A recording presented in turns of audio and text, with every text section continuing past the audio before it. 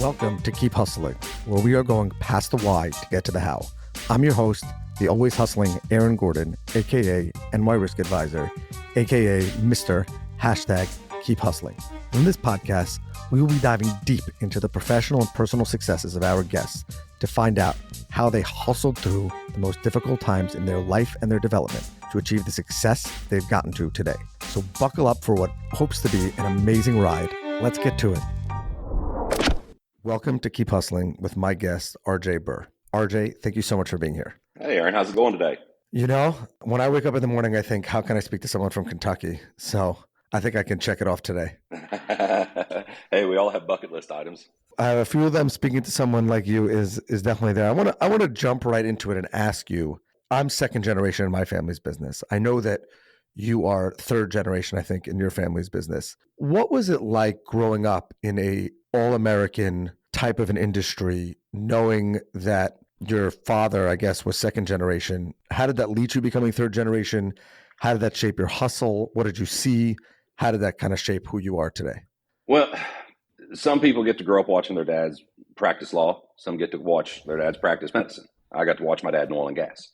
And I was 7 years old. It was one of those go to work with your dad days.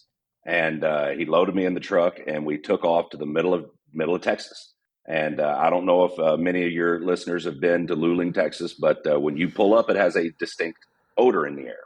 And if you're not familiar with it, you think it stinks. As a 7-year-old kid, yes, it stunk. And we get out and I go, Dad, what is that smell?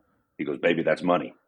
And we proceeded to go to the field. And when I got out of the truck and I looked at it was just an army of pump jacks. You know, the horses that go up and down across the horizon. I was hooked. I knew what I wanted to do. Some people spend their entire lives looking for their purpose. And I knew mine at 7.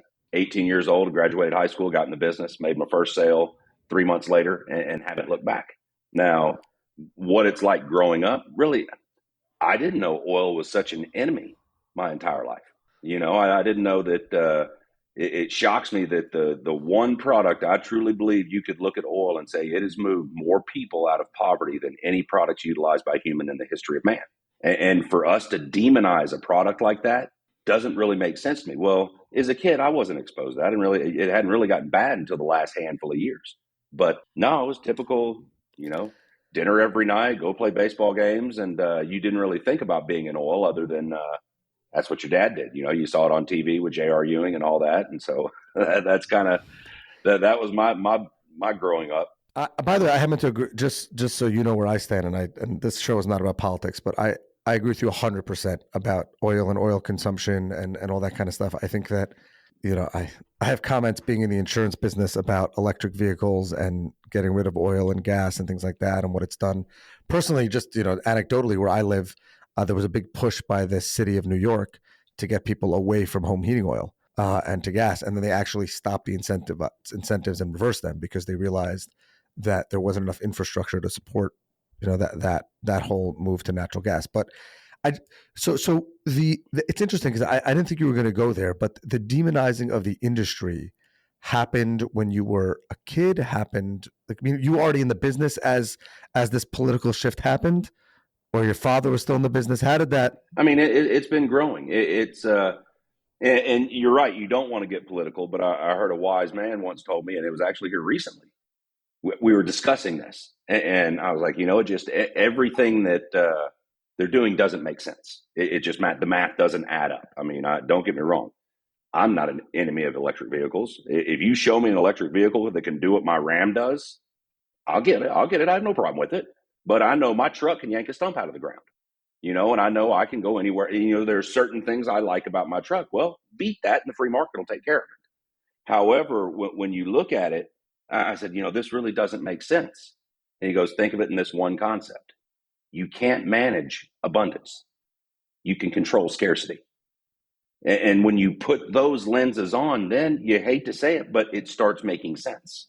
You know, but I actually think that that's a fascinating life lesson about the hustle, which is you can't manage abundance, but you can control scarcity, and you want to put yourself in a position of getting to the abundance.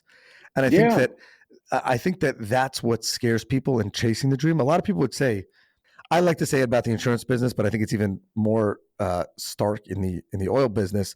Nobody wakes up in the morning if your family is not in it and says, "Hey, you know what I want to do? I want to go to, I forgot the name of the town in Texas that you said, Luley. Luley, Texas, and I want to smell that oil." And that's what I want to get. That's what drives me in the morning. Everybody gets what they say. They want to be a fireman. They want to be a doctor. They want to be an NBA player. They want to play football. But these are the industries, especially yours, that have driven the American economy. Forgetting about getting people out of poverty. What about forget about getting them out of poverty. What about keeping an entire nation away from poverty?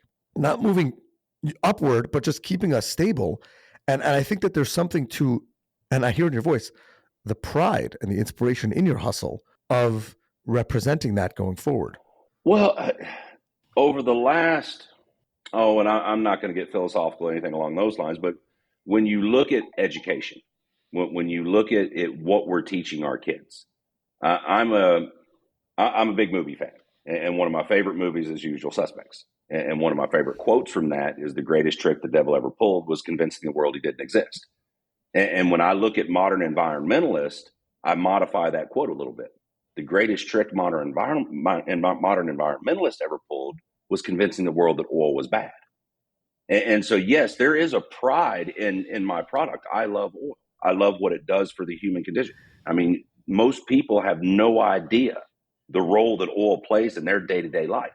You could I truly believe, I would bet everything I own, you could go to any city in America, randomly grab one person, and they would have at least 2 products of oil on them, and most likely not even know about it. And that's what are the most common ones you think people miss? Plastic. Everything with poly is oil.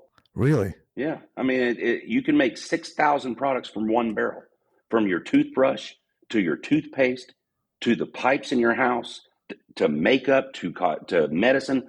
The list goes on and on. Just get on the internet and type in products made from oil, and you'll see the list just boom. And that's what most people don't realize, is if you want to eliminate oil from people's lives, welcome to the Stone Age.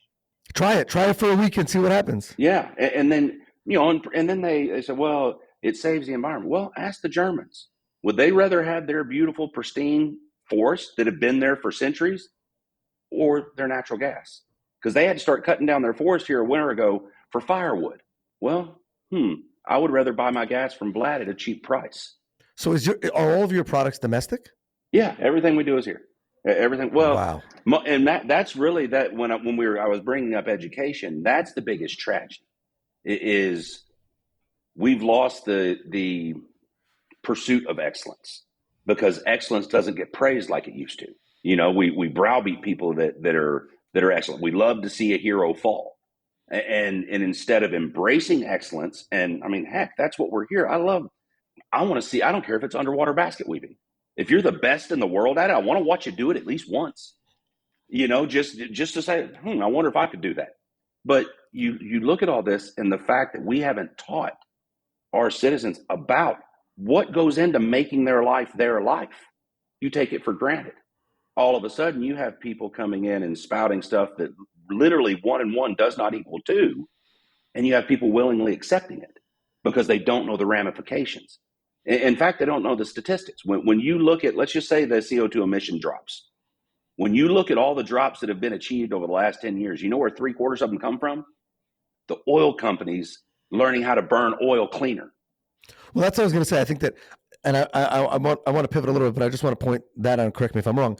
But I think that part of the greatest innovation in clean oil has come from the oil companies. Yeah. Like you didn't have to get more efficient or better for the environment as a company, but I assume you have, because part of that is technology and part of that is efficiency, and probably part of that is, wanted to bring the best product in the most efficient and healthy way forward. But I think that there's a lot to the fact that people don't, in a lot of industries, people don't understand or care to understand what goes into our daily lives and the hustle. I say the same thing about financial success. It's very easy to say that the richest people are evil. Yeah. But, Jeff Bezos has made a lot of people's lives much easier, and he's made a lot of products more affordable, and he's made people's ability to get those products more affordable and easier. And yet people vilify the richest people in the world. Yet, Well, yet they directly the people who vilify it the most are a lot of the time are the ones who benefit the most directly from it. well, it's the Mark Zuckerberg's telling you to stop driving your gas car while he's getting on his $400 million yacht. Come on. Exactly. I can don't pee on me and tell me it's raining. It's just it's something that it's not exciting. I mean, not to put too fine a point on it, but when you look at the youth and you look at the social media and you look at it's boom, boom, boom, boom, boom, one thing after the other, who can do at one up what, and it's whatever category, whether it's comedy, whether it's doesn't matter. They're and they're wanting to be entertained. Well, this stuff is not entertaining. Learning about how the world works is not. It's not fun. I'm not gonna tell you I jumped into Oil 101 head first and was, oh my God, this is the best book I've ever read. No, you grow to love it over the years as you mature and you understand its value and its role. But as a kid, you don't really understand that because you're not taught. I'm not. It's above my pay grade how we fix all that. All I know is that if I keep my paddle in the water, I can keep my ship going. And so I just keep my paddle in the water and keep on paddling. Have you ever questioned your decision to go into this business because of the heat that they've taken? No, not at all. I mean, I was at CPAC here last year and had this reporter from NPR come up to me, and he said, "You're the oil guy, aren't you?" And I said, "Yeah." He said, "Well, who do you want to win in 24?" I said, "Well, it depends on what me you ask." He said, "What do you mean?"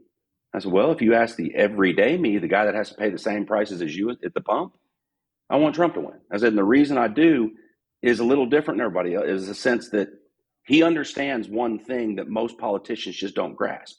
And that's that oil prices have to be at a certain price where it makes it worth the oil companies going out and risking the money to get it. However, it can't be too high that it kills the consumer. He understood that, and we found a sweet spot between $60 and $80 a barrel. Everybody can handle that. I said, so if you ask the everyday me, I want him to win. I said, but if you ask the oil guy in me, I want Biden to win. He goes, really? Why? I said, keep ESG scoring it. Keep running people out of the business. Keep scaring everybody away from oil. And you know what I'm going to do? While they're doing that, I'm going to keep buying it. I'm going to keep buying reserve after reserve after reserve, because eventually the ether is going to bust. And people are going to come out from under it and realize, oh my God, we can't get away from oil. I mean, just look at the numbers. We're running about 10 to 15 million barrels a day short supply demand right now, what we consume versus what we produce. Then you look at the fact we're down roughly 60% on upstream investment worldwide since 2013. That's investing to find more oil to replace what we produced. Well, then you add into the fact 83% of the world's population is just now beginning to use oil. What do you think they're going to say? Do you think they're going to say, oh, Greta's right, we're ruining the world, we need to go back to the Stone Age? Or are they going to tell Greta to shove it and go push the gas pedal down? We know what they're going to do. So oil's not going anywhere. And when all of a sudden everybody else realizes that, well, the next step in that is there's something to replace it with. Well, that's where you go to solar, wind, and all that. They're just not efficient enough. It's going to take some little wizard of smart. It's going to take some little brainiac that we don't know. He's going to think outside of the box. He or she, I'm not that. They're going to think outside of the box, and they're going to come up with fusion, but something. I don't know. But they're going to come, but it just hadn't happened yet. And the reason I don't think it's happened is knowing human nature. If somebody had figured it out, they'd be on top of the mountain telling the world about it. There also has to be buy-in, right? I mean, people have to. It's very easy to move the rock up the hill. It takes a lot more power than I think people are willing to admit. As you said, our lives are revolved around it, and I think that actually the more people go away from it, or the more people try to go away from it, it's actually to our detriment, because, as you said, we're losing the supply is really underperforming the demand. And gets to, but you want to know the best way to, in my opinion, to separate the haves from the have-nots? Inflation, right? I mean, when gas prices go up, the people who don't have to, it hurts. Believe me, we have 2 cars in New York City. It hurts sometimes when you go to the pump. Yeah. But what about the person that has to question 2 or 3 times whether they're going to be able to get to work today because they can't fill the tank because the prices are up? No, it impacts me and you a lot less than it does that person when the prices go up by $10 a gallon or whatever it is, $5 a gallon. And when people don't realize a barrel, I mean, when you go to the grocery store, and you look at the cost of a loaf of bread. Well, do you know where a lot of that cost rise came from? And the transportation cost to get it there. And so it affects everything we do. And really, when all this started, and this started really back in COVID in 2020, when the whole thing started rolling, when the oil market crashed. And when you look at it, we saw the market conditions and we started making acquisitions. We've secured what we think is about 100 million barrels of oil that we'll be developing over the next 10, 15 years. Well, I was semi-torn. I was torn about it. You know, I started thinking, man, so many people are hurting right now. And here we are, we're making a killing. We're actually, our partners are doing well. Is it right for us to do that? And then all of a sudden it dawned on me, we're all in the oil business. Whether you want to be or not, you're in the oil business because you pay for it every day. Well, once I made that snap and I said, whoa, hang on. If we're all in the oil business and we can provide a number of people a little ray of sunshine, a way to get that revenue coming back this way versus continually going out, oh man, sign me up 6 days a week and twice on Sunday. And that's when we pushed the gas pedal down because we knew we were on to something. And no, you're not getting away from oil. And then when you think about it, most people have no idea what the American oil industry truly is. Most people think of J.R. Ewing. Most people think of Exxon's. Most people think of your large oil companies. When the fact of the matter is, 83% of the oil, 90% of the natural gas, and more than 90% of the wells drilled domestically are drilled by roughly 9,000 independent companies that average 12 employees or less. That's the American oil industry. By the way, that's every American industry. Yeah, and so most people don't understand that. When all this stuff happened, those were the companies that were hurt. It's not your majors. Yeah, the majors took a hit, but they're really not truly American companies. Most of their production's overseas. Now, I don't begrudge them that. They do what they have to do. They have stockholders to account for. And so they're chasing the big oil. However, when you look at what we do domestically, the independents are the ones that lead the charge. Now, there are some large independents out there, but we fit right in that. That's who we're competing with. We're competing with roughly 9,000 companies that average 12 employees or less.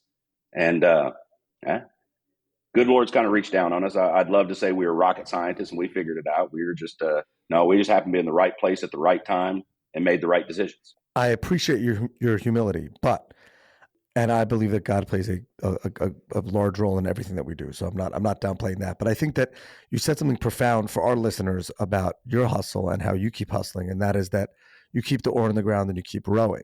And a lot of people, one of my closest friends has a picture of a buffalo hanging in his office, similar to the picture behind your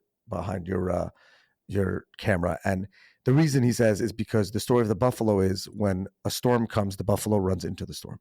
Every other animal runs scared away from the storm, but the buffalo runs into the storm.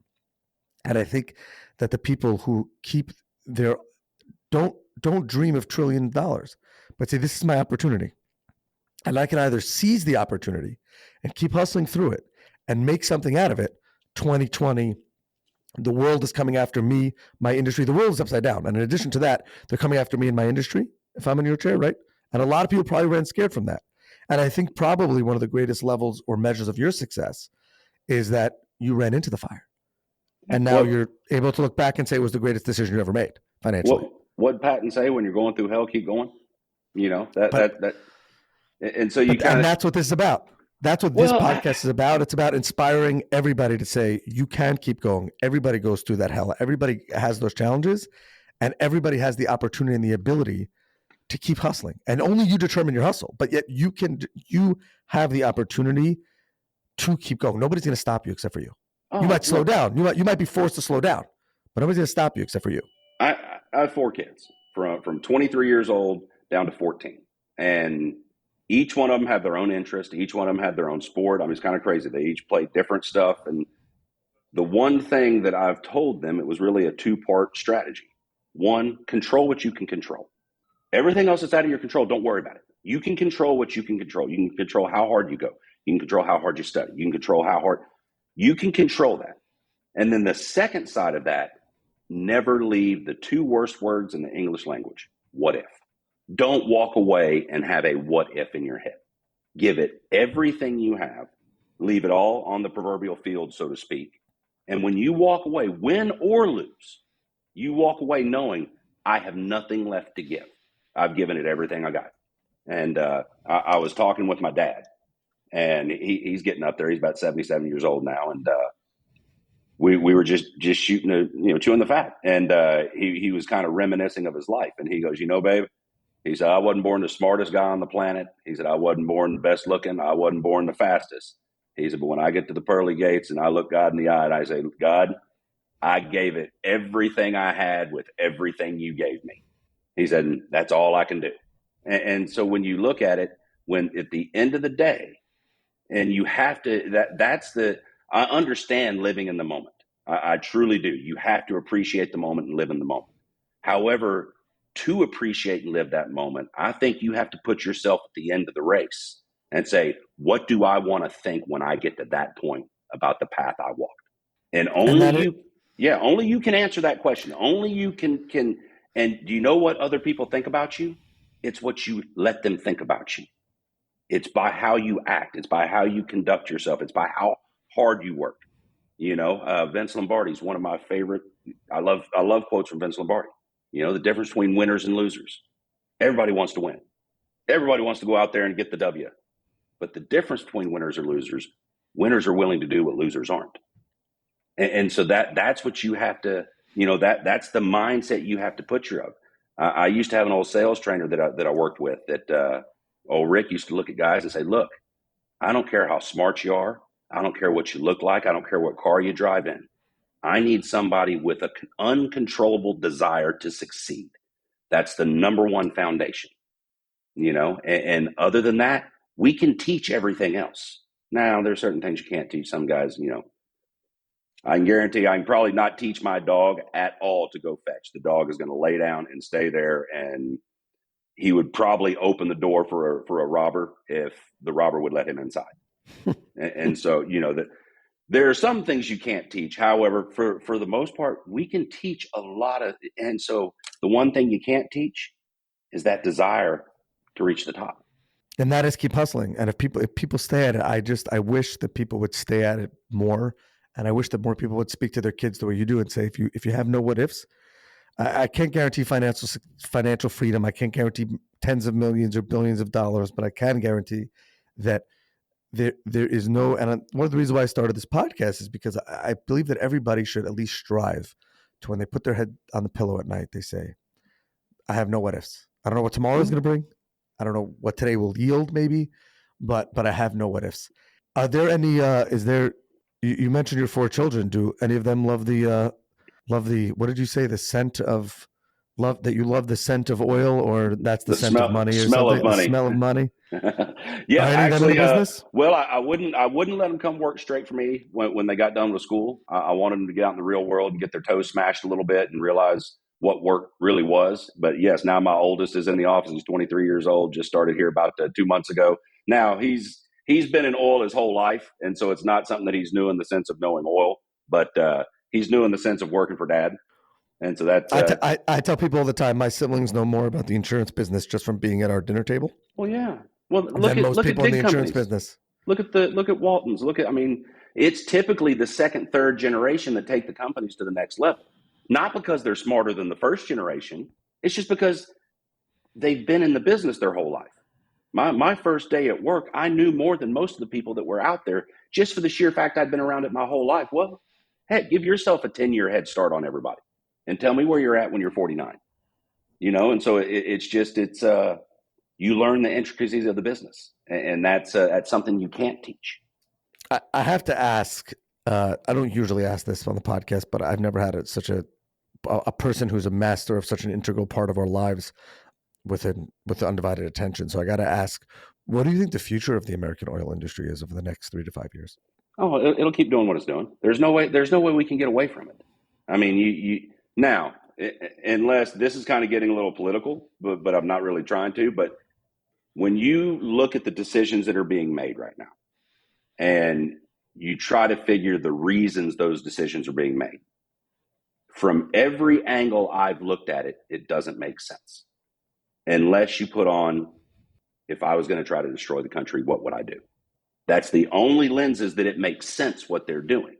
Trying to wreck the oil industry, Well, I just don't believe they'll be successful with it. I just don't think they can do it because you're going to see people's lives haven't truly been affected yet.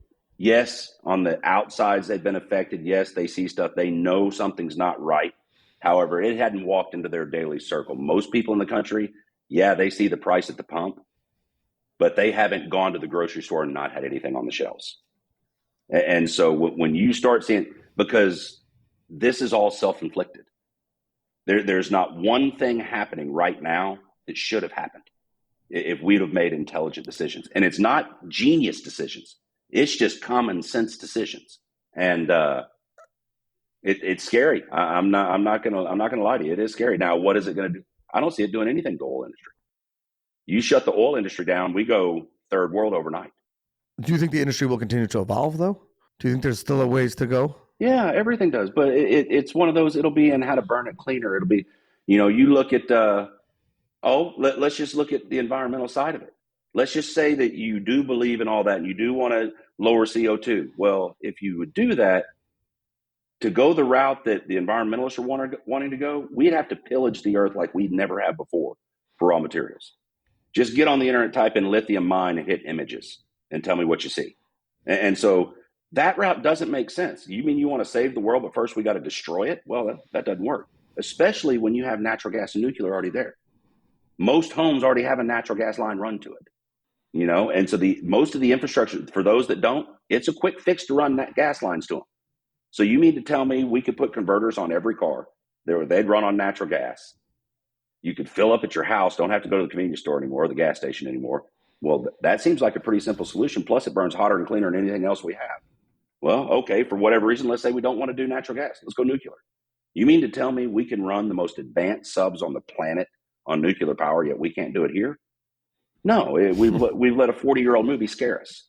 And so it's just, when you look at it and you say, well, hang on, we have these solutions.